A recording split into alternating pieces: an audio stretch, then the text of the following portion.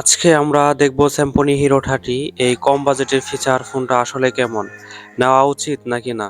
চলেন শুরু করি। প্রথমেই আনবক্সিং দেখা যাক বক্সে কি কি কন্টেন্ট থাকছে।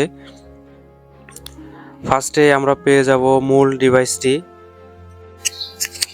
এরপর থাকছে টাইপ বি চার্জার যেটা অন্যান্য সব বাটন ফোনেই থাকে। তারপর পাবো হচ্ছে ব্যাটারি 1200 এমএএইচ ব্যাটারি। এরপর থাকছে ওয়ারেন্টি কার্ড, আর এই ফোনটা যারা হচ্ছে পারচেস করবেন সম্পূর্ণ 1 বছরের ওয়ারেন্টি পেয়ে যাবেন। ফোনটার ডিজাইন খুবই সিম্পল আর ক্লাসিক, হাতে ধরতে হালকা আর প্লাস্টিক বডি হলেও গিফট ভালো। যারা বাটন ফোন পছন্দ করেন তাদের জন্য পারফেক্ট।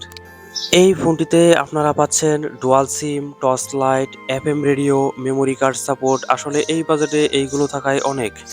এই ফোনের সবচেয়ে ভালো দিক হচ্ছে ব্যাটারি, একবার চার্জ দিলে সহজেই কয়েকদিন চলে যাবে। বিশেষ করে যারা শুধু কলের জন্য ব্যবহার করেন তাদের জন্য বেস্ট।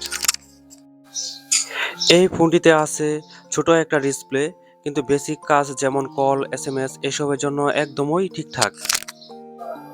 যারা একটা সেকেন্ডারি ফোন খুঁজছেন বা বড়দের জন্য সহজ ফোন দরকার, তাদের জন্য এটা ভালো অপশন। আসলে এই ফোনটিতে স্মার্টফোনের মতো কিছু আশা করলে হতাশ হবেন। ক্যামেরা খুব বেসিক আর ইন্টারনেট ইউজ একদম সীমিত। এই বাজেটে স্যামসং হিরো 30 একটা ভালো ফিচার ফোন, কলিং আর ব্যাটারি ব্যাকআপের জন্য নিতে পারেন।